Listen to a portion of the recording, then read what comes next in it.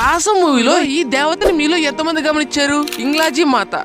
ఈ దేవత నిజంగానే పాకిస్తాన్ లోనే ఉంది, కానీ మూవీలో చూపించినట్టు గుడిలో కాకుండా ఒక గృహలో స్వయంగా వెలిసిందంట. అసలు ఈ టెంపుల్ పాకిస్తాన్ లో ఎందుకు ఉందని హిస్టరీ కొంచెం జూమ్ చేసి చూస్తే తేలింది ఏంటంటే ఇదంతా ఆసామాసి టెంపుల్ కాదు. మన పురాణాల్లో చెప్పిన అష్టాదశ శక్తి పీఠాల్లో ఇది కూడా ఒకటి. సతీదేవి దేహాన్ని శ్రీ మహావిష్ణువు తన సుదర్శన చక్రంతో చీల్చినప్పుడు 108 పార్ట్స్ గా డివైడ్ అయ్యి ఆ పార్ట్స్ అన్ని కూడా భూమి మీద పడ్డాయని, ఆ ఒక్కో పార్ట్ ఒక్కో మహాశక్తి పీఠంగా మారిందని మన పురాణాలు చెప్తున్నాయి. ఆ బాడీ పార్ట్స్ లో ఒకటైన తల పాకిస్తాన్ లో ఉన్న బలుచిస్తాన్ అనే ఒక ప్రాంతంలో పడి ఆ తల ఇంగ్లాజీ దేవి శక్తి పీఠంగా మారిందంట. ఆ గుడికున్న స్థల పురాణంలో ఏం రాశారంటే 7000 సంవత్సరాల క్రితం ఈ భూమిని పరిపాలించిన లార్డ్ శ్రీరామ్ కూడా అక్కడికి వచ్చి ఇంగ్లాజీ మాతను దర్శనం చేసుకున్నాడంట. ఈ గుడి పాకిస్తాన్ లో ఉండి ఇలా అయిపోయిందిలే గానీ ఇదే గుడి మన ఇండియాలో ఉందమైతే ఒక రేంజ్ లో ఉందును. అయినా సరే ప్రతి సంవత్సరం పాకిస్తాన్ ఇండియా నుండి ఈ దేవతను దర్శనం చేసుకోవడానికి కొన్ని వేల మంది వెళ్తారు. మీకు గనక ఈ గుడికి వెళ్లే ఛాన్స్ వస్తే వెళ్తారో లేదో కామెంట్ చేయండి.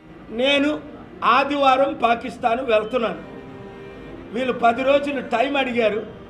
నిన్ననే పెద్ద ఆయనతో మాట్లాడాను. ఆయన చెప్పకూడదు.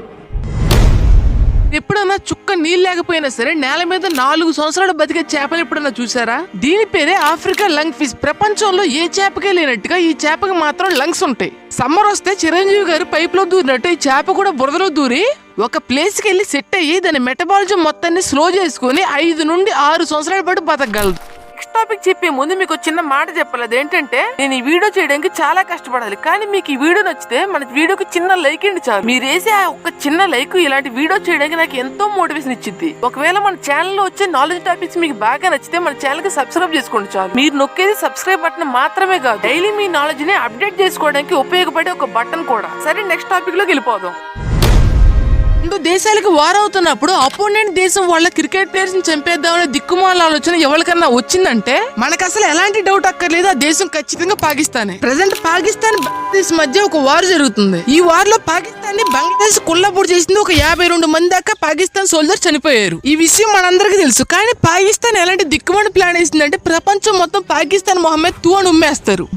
వాటర్ లో ఉన్న ప్రాక్టికా అనే ఒక ప్లేస్ లో ఒక ఫ్రెండ్లీ అండ్ డొమెస్టిక్ మ్యాచ్ జరిగింది. కబీర్ సిగ్బతుల్లా హరూర్ అనే ముగ్గురు బంగ్లాదేశ్ చెందిన క్రికెట్ ప్లేయర్స్ ఆ మ్యాచ్ కంప్లీట్ చేసుకుని ఫ్యామిలీతో పాటు ఇంటికి వెళ్తుంటే పాకిస్తాన్ కరెక్ట్ గా అదే టైంకి ఎయిర్ స్ట్రైక్ చేసి వాళ్ళని వాళ్ళ ఫ్యామిలీతో పాటు చంపేసింది. ఇదేమి అనుకోకుండా జరిగింది కాదు, పక్కా ప్రీ ప్లాన్డ్ అటాక్ ఇది. అసలు ఈ షైబా షరీఫ్, అమర్ అబ్దుల్లా కడుపుకి అన్నమే తింటున్నారా ఇంకేమైనా తింటున్నారా అసలు అర్థం కావట్లా. అసలు ఇలాంటి దిక్కుమాల కంట్రీ ఒకటి మనకు వరల్డ్ మ్యాప్ లో అవసరం అంటారా? కామెంట్ చేయండి. ఏమైనా అప్డేట్స్ ఉంటే వాటి గురించి కూడా వీడియో చేస్తాను. ఆ వీడియో మీరు చూడడానికి మన ఛానల్ కి సబ్స్క్రైబ్ గానీ ఫాలో గానీ చేసుకుంటే చాలు. ఇక ఈ వీడియో అయితే ఇంతవరకు వీడియో చూసిన ప్రతి ఒక్కరు మన వీడియోకి లైక్ వేస్తారని కోరుకుంటున్నాను. ఒకవేళ మీరు మన ఛానల్ కొత్తగా వచ్చుంటే, మన నాలెడ్జ్ మీకు నచ్చుంటే మన ఛానల్ కి సబ్స్క్రైబ్ చేసుకోండి. నేను మీకు మాట ఇస్తాను, ఇలాంటి వీడియోస్ మీకోసం డైలీ చేస్తానే ఉంటా. నేనిచ్చిన మాట తప్పను. Okay amigos, this is Hari signing off. Meet in next video. Bye by.